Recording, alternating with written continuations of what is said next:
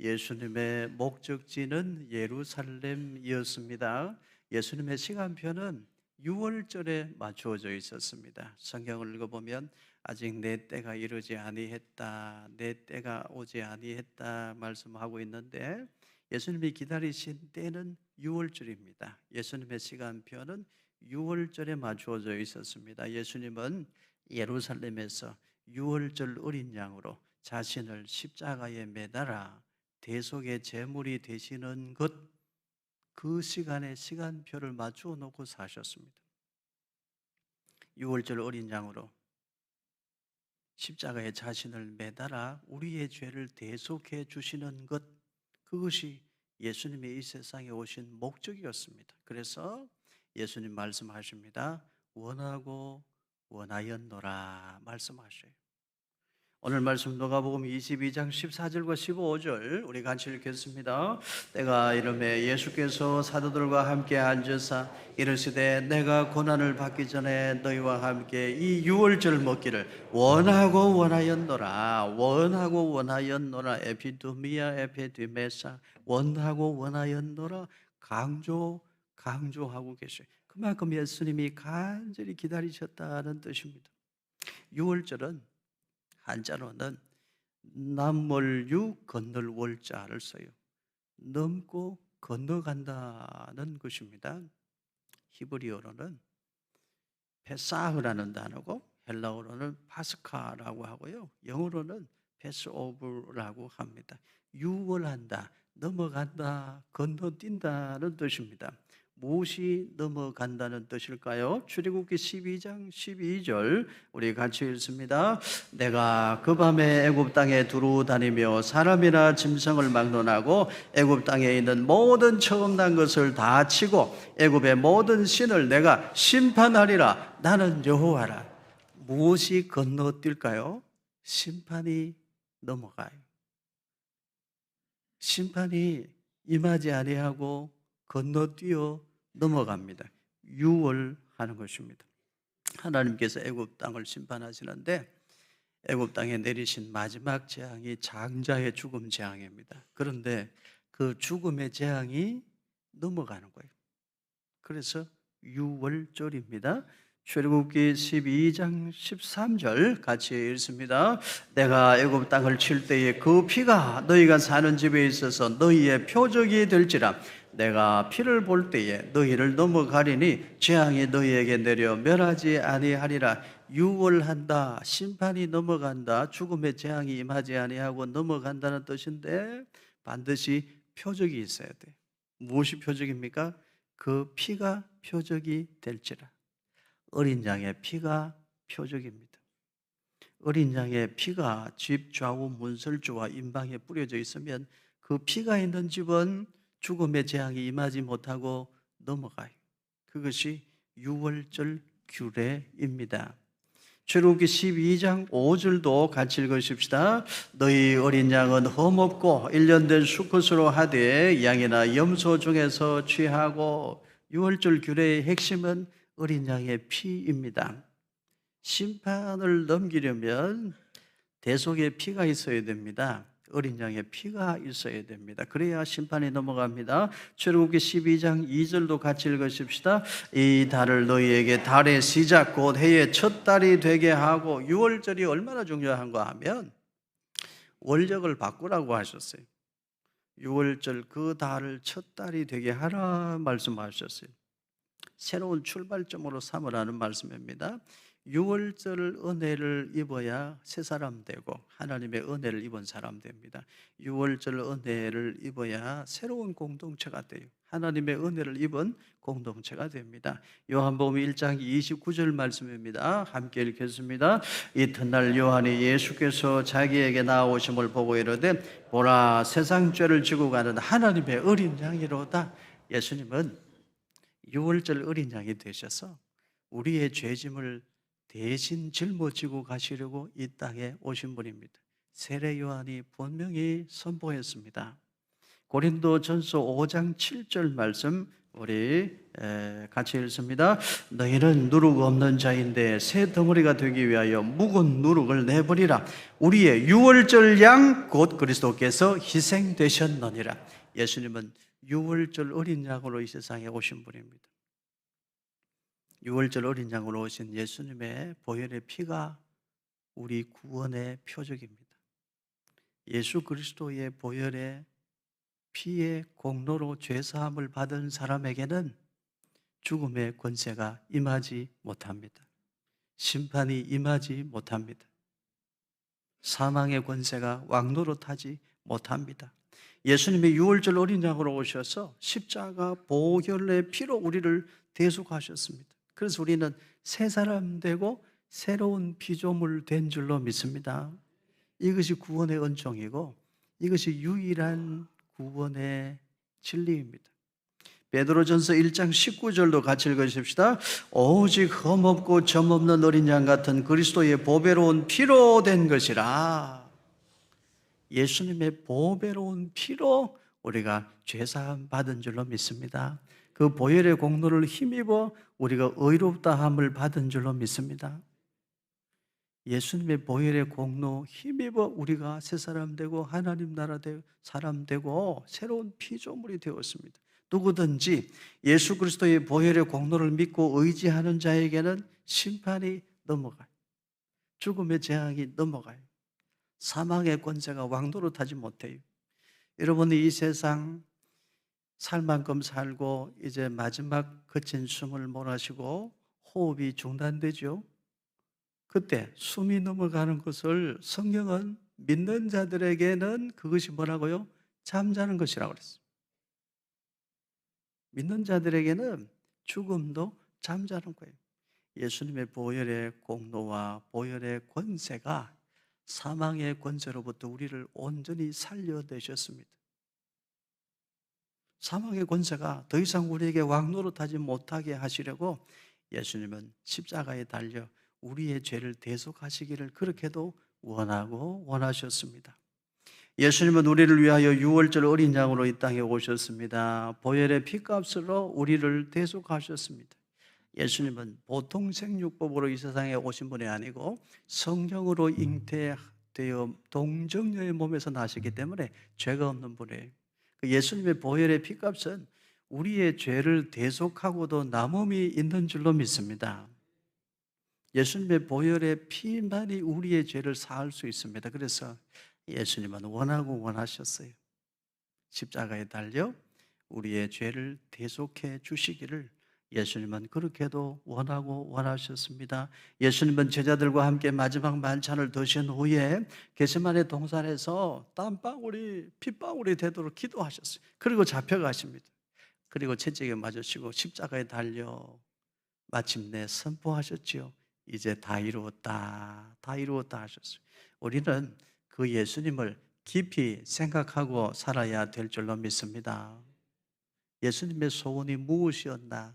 우리 이거 잊지 말아야 돼요. 예수님의 시간표는 유월절에 맞추어져 있었습니다. 유월절 어린 양으로 자신을 십자가에 매다는 것, 거기에 예수님의 시간표는 맞추어져 있었습니다. 예수님은 자신을 유월절 어린 양으로 하나님께 드리기를 원하고 원하셨습니다. 우리의 죄를 대신하여 십자가 지시기를 그렇게도 소원하셨습니다. 우리의 죄와 허물을 대신 짊어지시기를 원하고 원하셨어요. 우리를 구원하시려고 나를 대신하여 죽으시기를 그렇게도 원하고 원하셨습니다. 그 시간에 예수님은 시간표를 맞추어 놓고 사셨습니다. 예수님이 우리에게 보여주신 십자가의 도, 그 구원의 진리를 우리는 깊이 생각하고 살아야 됩니다. 십자가의 도가 무엇입니까? 내가 죽어 너를 살린다는 정신입니다. 너를 죽여 내가 살겠다는 것이 아닙니다. 나를 비워 너를 채운다는 정신입니다. 너를 비워 너의 것을 빼앗아 나를 배불리겠다는 정신이 아니요. 그건 세상의 지식입니다. 나의 허물을 너에게 떠넘기겠다는 것 아니고 너의 허물도 내가 짊어질게. 너는 하나님의 사람으로 바르게 살아야 한다. 이것이 십자가의 도입니다. 우리 그리스도인의 신앙생활이라는 것은 이 십자가의 도를 깨닫고 이 십자가의 도를 실천하면서 사는 것입니다. 사도 바울은 이 십자가의 도를 깨달은 이후에 나머지는 다 배설물과 같다, 그렇게 고백했습니다. 내가 죽어 너를 살린다는 정신, 십자가의 도는 하나님의 지혜입니다. 세상 사람들은 알지도 못해요. 세상 사람들은 생각지도 못하는 것입니다. 성도 여러분, 우리는 십자가의 도를 아는 사람이 되었습니다. 이제 그 십자가의 도를 우리의 삶 속에 녹여서 순종하고 준행하고 실천하면서 살아가는 은혜가 있기를 예수님의 이름으로 축원합니다. 그렇게 십자가의 도를 실천하며 살아낼 때에 우리가 예수님이 우리에게 부탁하신 세상에 빛이 되는 삶을 살 수 있고 세상에 소금이 되는 삶을 살 수 있습니다. 누가복음 22장 19절과 20절 같이 읽습니다. 또 떡을 가져 감사기도 하시고 떼어 그들에게 주시며 이르시되 이것은 너희를 위하여 주는 내 몸이라 너희가 이를 향하여 나를 기념하라 하시고 저녁 먹은 후에 잔도 그와 같이 하여 이르시되 이 잔은 내 피로 세우는 새 언약이니 곧 너희를 위하여 붓는 것이라. 예수님은 흠없고 완전한 어린 양으로 오셔서 단번에 완전한 대속의 제사를 드리셨습니다. 예수 그리스도의 보혈은 우리의 죄를 대속하기에 조금도 부족함이 없습니다. 이제는 예수 그리스도의 보혈의 공로를 힘입어 우리가 하나님 앞으로 갑니다. 그래서 예수님은 우리에게 새로운 규례를 주셨습니다. 예수님이 친히 우리에게 허락하고 세워주신 새로운 규례가 성찬 예식입니다. 떡을 떼어주시며 이것은 너희를 위하여 주는 내 몸이라 하셨습니다. 잔을 주시며 이것은 내 피니라, 내 피로 세우는 새 언약이니라, 이렇게 말씀하셨습니다. 성찬 예식은 예수님께서 친히 제정해 주신 예식입니다. 구약시대 이스라엘 백성들은 유월절 규례를 지켰습니다. 흠없는 어린 양을 선택하고 어린 양을 잡아서 어린 양의 피를 집 문설주와 임방에 바릅니다. 그 어린 양을 무교병과 선나물과 함께 먹어요. 그런데 손에 지팡이를 잡고 발에 신을 신고 허리에 띠를 묶고 급히 애굽을 떠날 준비를 하고서 먹는 거예요. 그게 유월절 규례입니다. 오늘 우리는요, 유월절 규례가 아니고 예수님이 친히 우리에게 제정해 주신 새로운 규례를 지킵니다. 성찬에 참여합니다. 떡을 받고 잔을 받으며 예수님과 신비한 연합 속으로 들어가는 것입니다.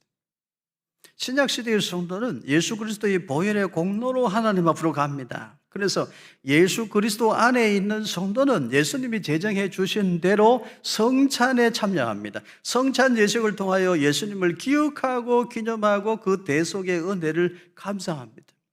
교회 밖에 속한 자가 되지 아니하려면 성찬에 참여해야 됩니다.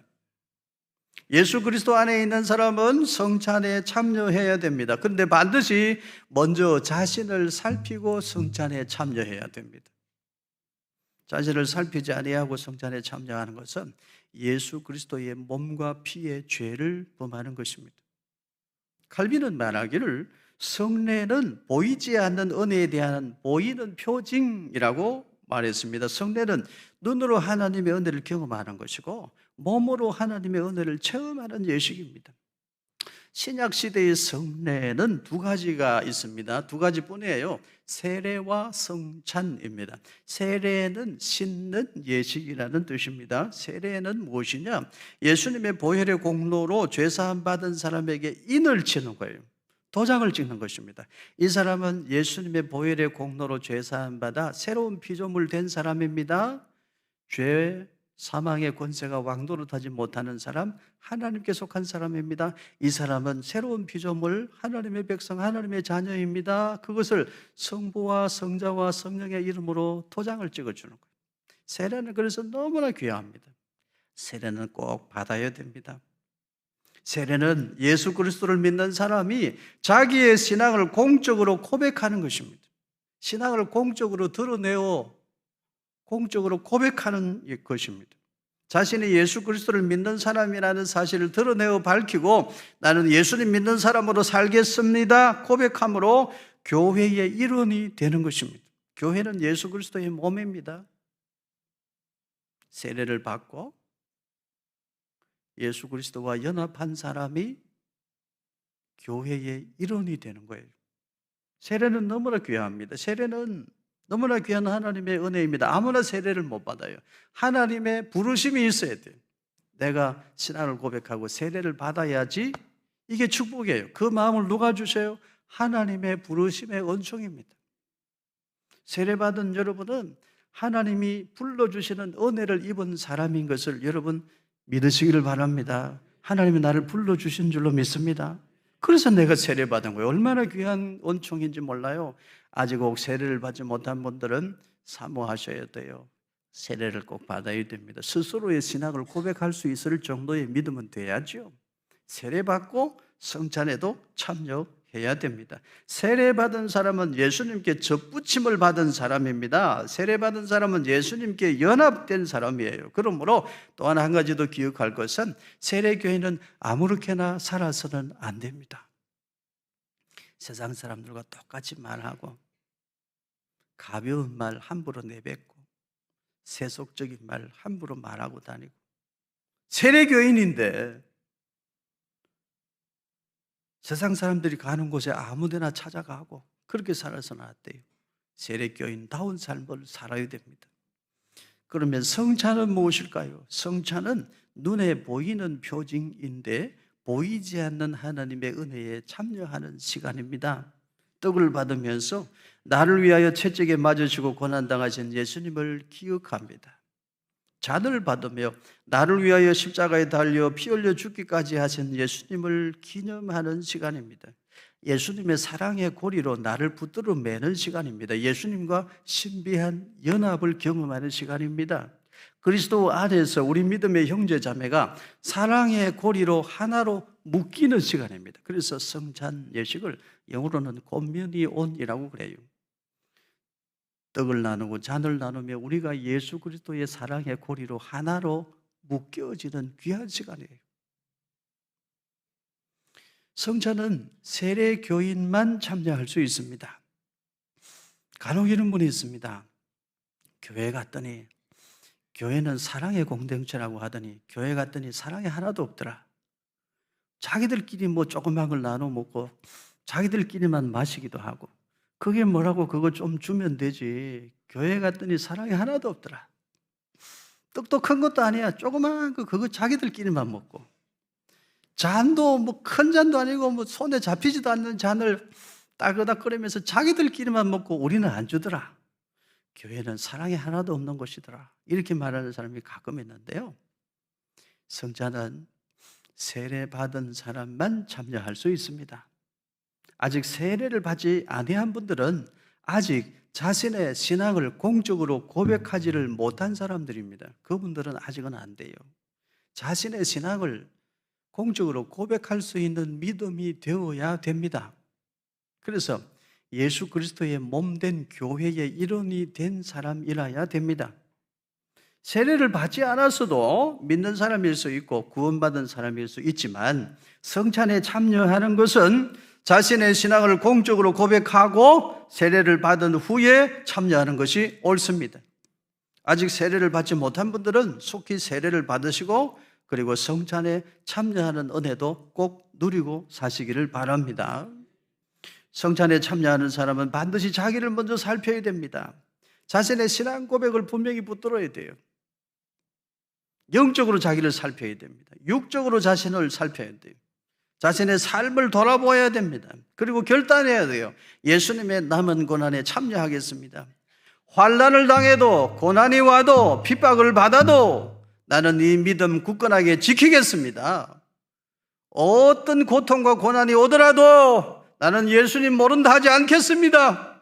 예수님 부인하지 않습니다. 예수님과 동행하겠습니다. 그 결단하는 믿음이 있어야 돼요. 그 소원이 있어야 돼요. 아무도 나를 알아주는 사람 없어도 나는 주님을 섬기겠습니다. 아무도 예배하는 사람이 없어도 나는 예배자의 삶을 살겠습니다. 주님이 나를 구원하시려고 스스로 유월절 어린 양이 되신 것처럼 이제는 나도 주님을 위해서 살고 주님을 위해서 죽기도 할 것입니다. 주님 사랑합니다. 나 같은 죄인 살리기 위해 십자가에 달려 죽으시는 것을 예수님은 그렇게도 원하고 원하셨습니까? 나도 주님을 위해서 살기도 하고 주님을 위해서 죽기도 할 것입니다. 이것이 이제는 나의 소원입니다. 그 고백을 하나님께 드리며 성찬에 참여해야 됩니다. 그리하지 아니하면 예수님의 몸과 피에 대하여 죄를 짓는 것이 됩니다. 구약시대 이스라엘 백성이 유월절 규례를 따라 어린 양의 피를 집 문설주와 임방에 바른 것처럼 오늘 우리의 마음속에는 예수 그리스도의 피가 살아있어야 됩니다. 예수님의 그 사랑이 우리 심령에, 우리의 삶 가운데 살아있어야 된다는 말씀입니다. 구약시대 이스라엘 백성이 유월절 규례를 따라 허리에 띠를 띠고 신을 신고 손에 지팡이를 잡고서 언제든지 하나님 말씀하시면 애굽에서 떠날 준비를 하고 유월절 음식을 먹은 것처럼 오늘 우리도 죄악된 세상으로부터는 언제든지 떠날 준비를 하고 성찬에 참여해야 돼요. 죄 짓는 버릇, 습관 버려야 됩니다. 보이지 않는 곳에서 죄를 범하는 나쁜 습관이 있다면 제거해야 돼요. 급히 떠나야 돼요.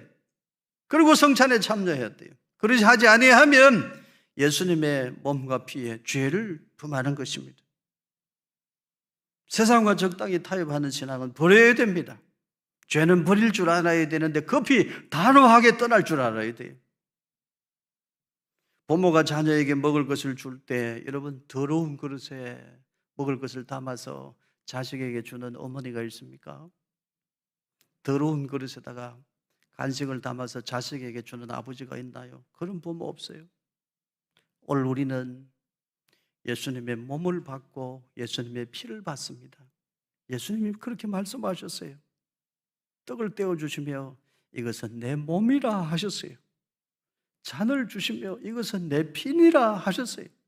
예수님의 몸과 피를 받으면서 오늘 우리가 먼저 준행해야 할 것이 있는데 우리의 영혼을 정결하게, 우리의 심령을 깨끗하게 하는 것입니다.